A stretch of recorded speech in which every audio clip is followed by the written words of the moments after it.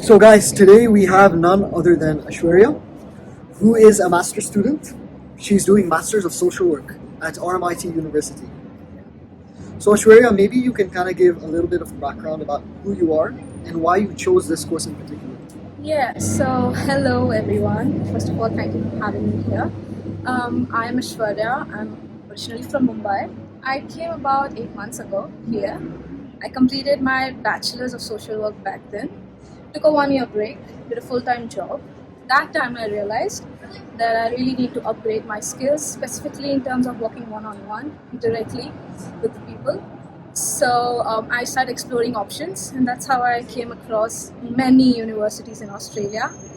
RMIT was the one that really stood apart because of the structure and because it has a focus on casework counseling and the fact that you can actually kind of customize your degree with electives of your choice. So that's how I thought I should go ahead with RMIT. Yeah. Aishwarya, so just tell me a little bit about how you found the structure and content of the course so far at RMIT. Your structure is pretty good. The course contents are also really good. They are really updating you with the current laws. They know that casework and counseling is something a lot of students are interested in because I have seen a lot of my peers moving into the mental health social worker line. So yeah, in that way, it's really good. You can, as I said, customize it through your electives. Many electives which sometimes they don't give during the main line. Sometimes the electives are not given during the normal coursework. They give you during the summer break, right now. So sometimes for international students that's not the case because you have to manage part-time and you also have to manage your studies. So a lot of international students don't go with it. But again, because 95% of the social work students are domestic students, they complete their electives during this time and then they go ahead with other electives. They are the ones who actually customize our degree properly. That's what I find. For me, I don't think so. For me, it's just highly structured. You have to enroll in this subjects, and that's how you go about it. What subjects are you enrolled in currently? Currently, I'm in SEM 2, so along with my field placements, I'm also doing 2 other subjects. So it's something. So it was research and these courses. Yeah, so they do have option to give you to research. The SEM 2 research is a very basic one, and next year if you take research, you can actually do a full-fledged one. This is just very low foundation level where they give you all the understanding of what a research project is, how to design it, how to go about it, things like that. So it's all online. And could you talk a little bit about the placement you're currently having? The placement. I'm currently doing placement at Autism Evaluate. It's a disability agency working with people who are very neurodiverse, ADHD, autism, people on the spectrum. So my role, because I just started placement, it's not that very clear. They're giving me the initial weeks to kind of understand what the agency is about, and then they'll give me the opportunity to tell them what interest area I think I should I'm more keen towards, and that's how I think I'll go about it. It's very flexible. I think they don't pressurize you that this is the structure and this is what you have to do. They're like, no, you can go about and explore the agency, and if you're interested in any area, you can tell us and we'll place you in that role accordingly. So I think that is really nice about it. And can you describe a little bit of the learning style in the classroom, in the workshops, tutorials, with the professors? What's that like? Yeah, the learning style I think is really engaging here. I'm not trying to compare from where I came from, but here when I came, I think professors they really put a lot of work. The homework, they do a lot of homework and they come here and they make the lectures as engaging as possible. Because the setting is not like a school setup, you have different tables, and on that tables you do small group discussions. I think that is something which really gives you the chance to discuss your ideas, and sometimes your ideas are also challenged by your peers, and then your peers actually challenge your ideas. I think that's how you actually learn, rather than your professor telling you this is the theory, this is what you want to learn. I think when you engage in conversations, that's when you actually learn the concepts, and when you engage, you connect all the dots, I think, and that's how I think most of the concepts stay in your head for a long time. You said you did a Bachelor of Social Work in India. Now you're doing a Master of Social Work, right? So in between this, what would you say is the main gap or the main difference between the Bachelor's in India and the Master's in Australia? Yeah. The bachelor's, I think, of any course or any discipline you see is a foundation level course. So you don't get to actually specialize in any particular area. It is a very generic course. If you get an understanding of all the things that a social worker is about, that a social worker should be. In terms of doing masters here, I think you get in-depth knowledge. I think you get in-depth knowledge of a lot of subjects. Specifically because I am more keen towards mental health, hospital, I try to focus more on that area. And again, because of the kind of resources RMIT has, I always go onto their library online and see if certain articles or things are available. And that's how I think I learn a lot. There's a lot of self-learning here. If you have any questions, you will always ask the professors, but again, it's a lot of self-learning. Back in India, there used to be a lot of hand-holding. I think here you don't get that. You have to learn the concepts and everything by yourself, and if you do not understand or if you want to comment or something, you can go to your professors, but a lot of the learning is done by yourself. So would you say it's a benefit in a way, because on the way from getting from A to B, you're picking up all of this knowledge on your own. No one's hand-holding you, no one's spoon-feeding you, but you're learning a lot of skills on the way. You're learning how to learn. Yeah, really good point. I think I was reflecting that from the past couple of days that my 1 year is getting over now. I'll be moving on to the second year of masters, and so far I think it has been just self-learning and learning how to ask questions, learning how to put your ideas on the table in front of your peers when you do small group discussions. And I think that is something which will help me further in my profession when I have to propose certain ideas if I go to any agency or organization. The skill of putting your ideas and articulating it in a certain way that people understand and respect and go, give it as green signal is something. These are the soft skills which you don't really get during your bachelor's because you're just trying to go ahead and get it done with.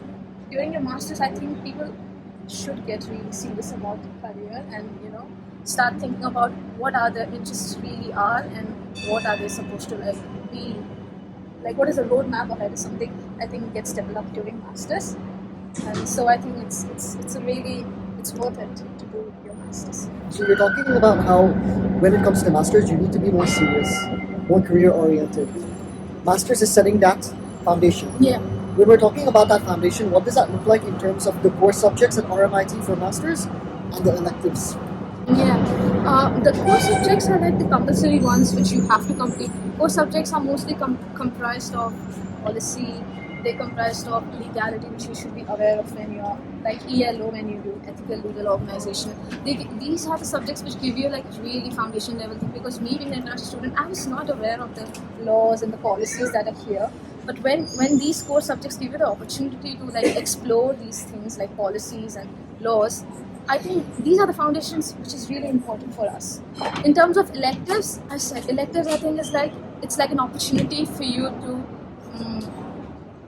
customize your degree in areas which you are really interested in. There was one elective that was offered last semester break, which was trauma-informed care. Unfortunately, I couldn't do it because I was working part-time during that time. So I didn't get the chance. But again, they'll be offering that next year in first sem as an elective. And their electives always keep on changing depending on the availability of students and the professor. So I think electives is just as I said, a chance for you to customize it in your interest.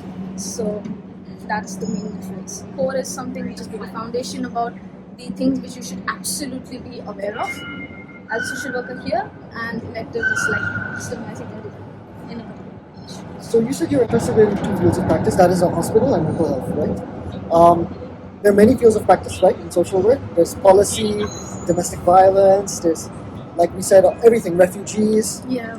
I actually worked in the hospital setting for a while. That was the first job I had. I worked as a hospital social worker.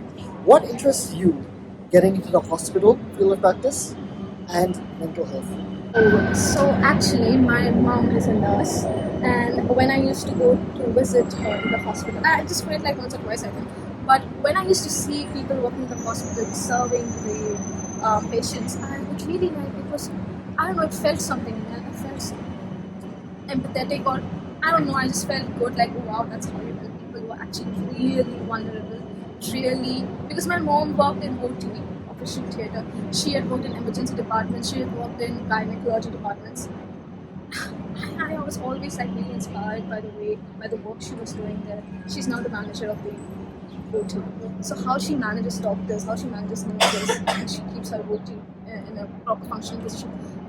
I think those are the things that really inspired me. And although I didn't really go directly into the medical field, I knew that I wanted to go indirectly, and I wanted to help patients, not in a medical way, but through social work, making sure that even after they leave the hospital, they are being served properly. So that's what really inspired me. That's exactly what you do as a hospital social worker, right? You're working, I'm sure you're working in a multidisciplinary team Yeah. with speech pathologists, occupational therapists. Yeah. You're learning a lot about discharge planning and Yeah. leaving people with the services Yeah. so that when they're home, they're at least supported with their functionality, mobility, cognition. Yeah, So I feel like I'm a social work lecturer right now. Yeah. I saw your videos. It was really inspiring about your journey of hospital social work. Yeah. And then mental well-being. Why does that pull at your heartstrings? Yeah, so during my grade 12, I took up psychology as a subject. And then I realized that psychology as a subject was a really theory-based subject, and I was more interested in the practical side. In psychology, for you to become a psychologist or a psychiatrist is a completely medical field. For psychology or doing MA in psychology required for you to do theory for a long time, and then in India you had to do MPhil, and then you had to go and do your practice. Again, it was not paid even after you do your internships and things. I thought, oh my god, why do I have to do so much theory? And one of the things that was really didn't sit well with my value, I think, was that psychology was too much diagnostic based. Like it always had a guide like DSM, and it put people into boxes. Like if you're showing these symptoms, and then you are diagnosed with this problem.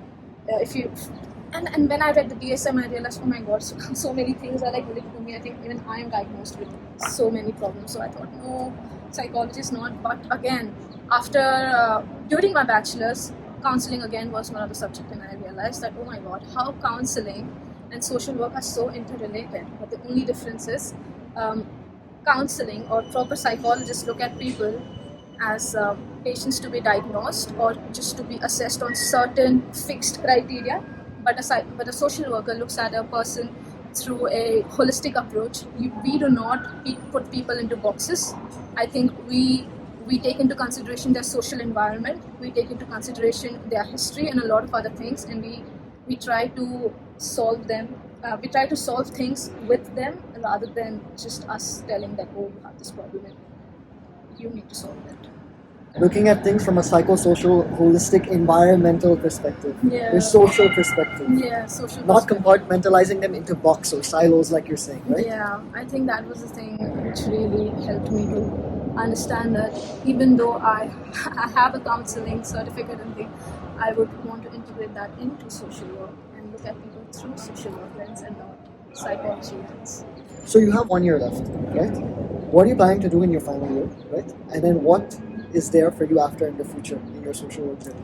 Yeah, so in the final year, in the final years, second semester is the main one, because after that you will be graduating.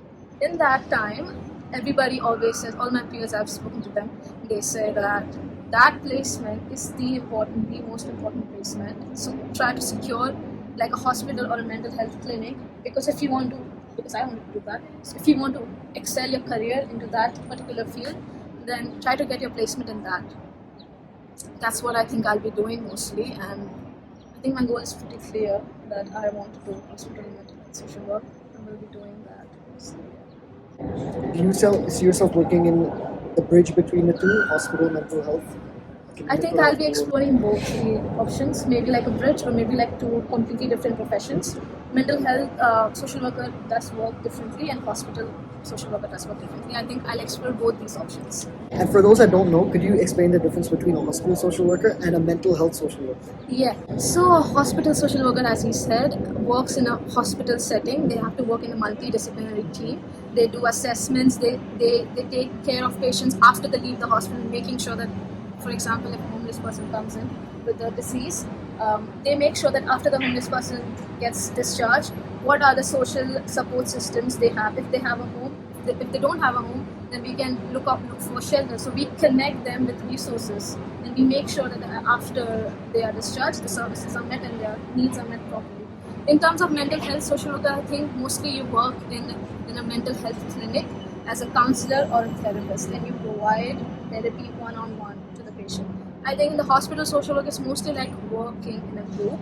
In mental health, as far as I've seen, people provide therapy one-on-one. That is the main difference. And you need to be an accredited mental health social worker. Yeah, for that, yes. And how do you get that accreditation?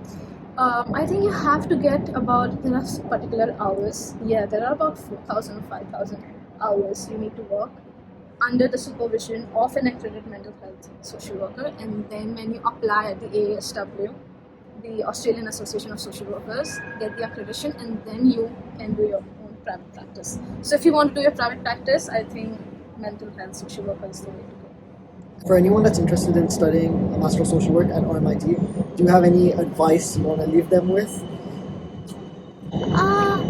Advice, I think, being an international student, sometimes things might get difficult. You might get overwhelmed because the study structure will be 100% different from where you're coming from. But if you have a really good social support around you, if you have your friends, if you have your family to talk to, I think you will manage and you will survive here. It's not that difficult once you have a support system. But if you're alone, I think things might get a little challenging. And again, RMIT has a lot of support services and resources available, like counseling, and they have a medical hub if you get any injuries or things like that. You can always reach out to your professors, you can always reach out to your counselors and get the help that is needed. Do you wish, you've been here for almost a year, right? Yeah. Since you started, how time flies. I Yeah, feel like I just saw you. Honestly, yeah, I just cannot believe. Yeah, it just flies by, and you won't even realize it. I thought I just came. Oh my god, I came in the Feb, and the year is about to get over now. Yeah, time just flies by. So speaking of the first time that we met, where you were quite new to everything, Yeah, right? My god, You were a little bit daunted. I could see an overwhelmed looking person. yeah. Now you've obviously gained a lot, but is there anything between now and that time that you would have told the old Aishwarya when she just started the course? Oh, that's a really good question. I think I would have told her that be more confident and voice out your opinions boldly. If you like lower your voice, and if you don't have like confidence enough, and if you don't like speak up for yourself, then nobody will give a damn flying fuck about you. I'm sorry, but nobody will care. I think you need to like really stand up for yourself, and I think Australia is all about advocating for yourself. It's all about voicing your opinions and getting the rights done, getting the rights you deserve by fighting for it. If you don't fight for it, you don't get it. If you don't ask for it, you won't get it. So you have to ask what you want, and you will get it. You have to be really persistent. There's nothing called shame. I dropped my shame back in India when I came here. So you need. I know a lot of people feel a lot of shame, feel ashamed to ask, oh, should I go? I know a lot of people feel ashamed when they have to go and distribute resumes in different stores and things. No, you don't have to be ashamed. This work, you have to ask for work if you need work, right? If you need money, you need to go and ask for it. So there's no need to be ashamed of things like that. Just go and do it, and things will get better. Yeah. Beautifully put. Thank you so much for being here today and for sharing your insight with people who I know would greatly benefit from it. Thank you. And one thing I ask everyone who I chat with, if you could have any general piece of advice in life that you could give to anyone watching, what would it be? I think just be confident. Take care of yourself. Take care of your mental health. Talk to your parents every day. Talk to your friends. That's how you'll be sane here.